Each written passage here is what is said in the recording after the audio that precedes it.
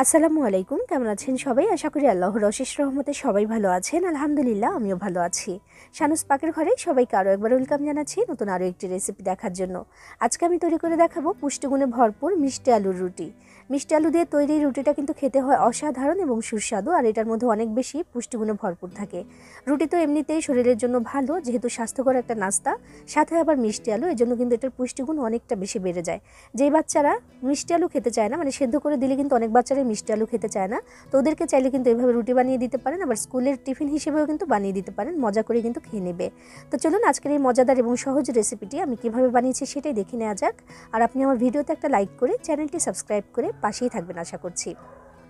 এখানে আমি নিয়েছি দুইটা বড় সাইজের মিষ্টি আলু, এগুলো দিয়ে কিন্তু আজকের এই রুটিটা আমি বানিয়ে দেখাবো। আর এর গায়ে অনেক বেশি মাটি থাকে, তো আগে থেকে ভালো করে ধুয়ে নিয়েছি, কারণ সেদ্ধ করে নিতে হবে। আর সেদ্ধ করব আমি মিষ্টি আলুগুলোকে একদম আস্তই রাখবো, মানে কেটে তারপর আমি সেদ্ধ করব না, যেহেতু একটু মিষ্টি ব্যাপার আছে, পানির সাথে কিন্তু মিষ্টি ভাবটা অনেকটাই চলে যাবে যদি কেটে দেই। এই জন্য আমি আস্তই এগুলোকে সেদ্ধ করে নেব। বিসমিল্লাহির রহমানির রহিম। বেশি করে একটা পাত্রে বা হাঁড়িতে পানি দিয়ে সেটার মধ্যে সেদ্ধ করতে হবে। তো আস্ত দিয়ে দিয়েছি যেহেতু, তাই সেদ্ধ হওয়ার জন্য কিন্তু সময়টা একটু বেশি লাগবে। আমি এখানে মিডিয়াম আছে এগুলোকে সেদ্ধ করে নিচ্ছি। সময় লেগেছে মোট 25 মিনিটের মতো। অনেকটা সময় কিন্তু লেগে যাবে, যেহেতু এই আলুগুলো একটু সাইজে বড়, আর যেহেতু আস্তই সেদ্ধ করছি তাই সময়টা একটু বেশি লেগে যাবে। তো প্রায় 25 মিনিট আমার এখানে সময় লেগেছে, আর পানিটা দেখুন অনেকটা কমে গেছে, আলুগুলো কিন্তু ভালো মতো সেদ্ধ হয়ে গেছে। একটু চেক করে নিচ্ছি একটা কাঁটা চামচ দিয়ে, দেখি যে একদম সেদ্ধ হয়ে গেছে। এবার এগুলোকে পানি থেকে আমি তুলে নিচ্ছি। তুলে সামান্য একটু ঠান্ডা করে নিতে হবে, খোসাটাকে ছাড়িয়ে নিতে হবে যেহেতু। তো একটু যখন ঠান্ডা হয়ে গেছে তখন আমি খোসাগুলোকে ছাড়িয়ে নিচ্ছি। এখনও কিন্তু বেশ গরমই আছে, তবে একটু ঠান্ডা হয়েছে আগের তুলনায়। তো আমি খোসাগুলোকে ছাড়িয়ে নিচ্ছি।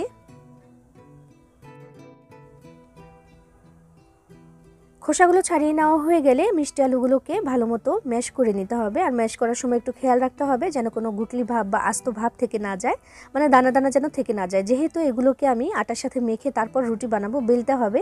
তো সেজন্য কিন্তু একদম মিহি হতে হবে এই পেস্ট বা এই যে ম্যাশ করে নিচ্ছি এটা। তো একটা পটেটো ম্যাশার দিয়ে আমি ভালো মতো ম্যাশ করে নিচ্ছি এগুলোকে।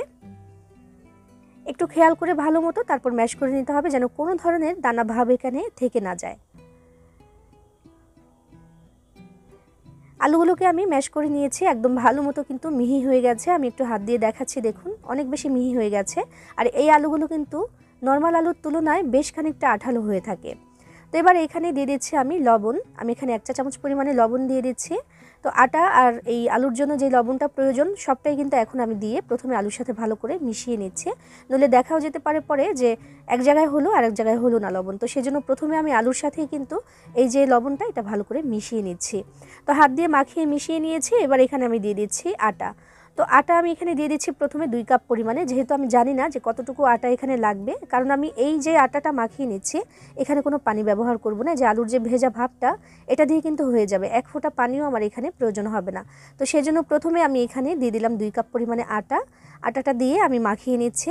মাখিয়ে নেওয়ার পরে বোঝা যাবে যে আর কতটুকু প্রয়োজন এখানে। আমি দেখি যে এখানে আরও প্রয়োজন, তো আরও 1 কাপ পরিমাণে আটা আমি এখানে দিয়ে দিয়েছি। মোট 3 কাপ পরিমাণে আটা আমি এখানে দিয়ে দিয়েছি। দিয়ে এবার ভালো মতো মাখিয়ে একটা ডো মাখিয়ে নিতে হবে বা বানিয়ে নিতে হবে এখানে। আর ডোটা হবে নর্মাল রুটি বানানোর জন্য যেমন ডোটা আমরা বানাই সেরকমই হতে হবে এটা। খেয়াল রাখবেন 1 ফোঁটা পানিও কিন্তু দেওয়া যাবে না এখানে, যেহেতু আলু, এখানে একটু পানি দিলে কিন্তু একদম লেকলেকা হয়ে যাবে, আর যেই ডোটা বানাচ্ছি এটা কিন্তু মোটেও পারফেক্ট হবে না। তো কথা বলতে বলতে আমি কিন্তু মাখিয়ে নিয়েছি, একটা ডো এখানে তৈরি করে নিয়েছি একদম সফট করে, যেমন আমরা রুটির জন্য করি আর কি। এবার আমি এখানে লেচি কেটে নিচ্ছি রুটি বানানোর জন্য। রুটিটা যেমন বানাই আমরা সবসময়, খুব বেশি বড়ও না আবার একেবারে ছোটও না, এমন করে আমি লেচি কেটে নিচ্ছি। যার যার পছন্দ মতো বেশি বা কম করে নিয়ে নিতে পারেন যখন বানাবেন। তো আমি এখানে কেটে নিচ্ছি। লেচিগুলো কেটে নেওয়া হয়ে গেলে এগুলোকে প্যারার শেপ দিয়ে দিচ্ছি আমি প্রথমে, যেন পরবর্তীতে বেলাবেলির সময় যেন আমার একটু তাড়াতাড়ি হয়ে যায় কাজটা। তো প্রথমে আমি এখানে প্যারাগুলো বানিয়ে নিচ্ছি। আমি নর্মাল সাইজেই প্যারাগুলো নিয়েছি এখানে, খুব বেশি বড়ও না আবার একেবারে ছোট করেও না। রুটিগুলো যেহেতু খুব বেশি মোটাও বানাবো না আমি, সবসময় যেমনটা হয় তেমনই। তো সবগুলো প্যারা বানিয়ে নিয়েছি। এখান থেকে একটা প্যারা আমি নিয়ে নিচ্ছি রুটিটা বেলার জন্য, আর বাকিগুলোকে কিন্তু অবশ্যই ঢাকনা দিয়ে ঢেকে রেখে দিতে হবে যেন ড্রাই হতে না পারে। এবার এই প্যারাটার সাথে আমি বেশ খানিকটা পরিমাণে আটা ছিটিয়ে দিচ্ছি। একটু বেশি পরিমাণে দিতে হবে, কারণ যেহেতু আমি আলু দিয়ে মাখিয়ে নিয়েছি এই আটাটাকে, তো সেজন্য বেলার সময় অনেক বেশি সফট মনে হবে। তো সেজন্যই কিন্তু এখানে একটু বেশি পরিমাণে আটা ছিটিয়ে দিতে হবে, যেন বেলার সুবিধা হয় সেজন্য। তো আমি আটা ছিটিয়ে দিয়ে একটা নর্মাল রুটি এখানে বেলে নিচ্ছি। না খুব বেশি মোটা, না খুব বেশি পাতলা, এমন করে একটা রুটি আমি এখানে বেলে নিয়েছি নর্মাল সাইজে। তো এবার এটাকে ভাজার জন্য চলে যাব। চুলায় কিন্তু আগে থেকে আমি একটা প্যান গরম হতে দিয়েছিলাম। বিসমিল্লাহির রহমানির রহিম। আমি এখানে ভাজার জন্য দিয়ে দিচ্ছি বা সেকার জন্য দিয়ে দিচ্ছি রুটিটাকে। এবার এটাকে উল্টে পাল্টে সেঁকে নিতে হবে চুলার আঁচটাকে মিডিয়ামে রেখে। মাশাআল্লাহ, দেখুন যে কত সুন্দর ফুলকো একটা রুটি কিন্তু এখানে তৈরি করে নেওয়া হয়ে গেছে। এই রুটিটা খেতে কিন্তু অসাধারণ লাগে, যেহেতু মিষ্টি আলুটার স্বাদেই মিষ্টি আর আটার সাথে মাখিয়ে নেওয়ার ফলে এটা কিন্তু আরও বেশি টেস্টি হয়ে যায়। এই কারণে এই রুটিটাও খেতে কিন্তু অনেক বেশি মজার হয়। খেতে পারেন যে কোনো কিছু দিয়ে, ডিম ভাজা, যে কোনো ভাজি, ডাল অথবা মাংস দিয়ে। অসাধারণ লাগবে এই রুটিটা, বেশ খানিকটা মিষ্টি মিষ্টি ভাব, এই জন্য বাচ্চারাও কিন্তু খেতে খুবই পছন্দ করবে। একইভাবে আমি সবগুলো রুটি এখন বেলে তারপর এভাবে করে সেঁকে তুলে নিচ্ছি।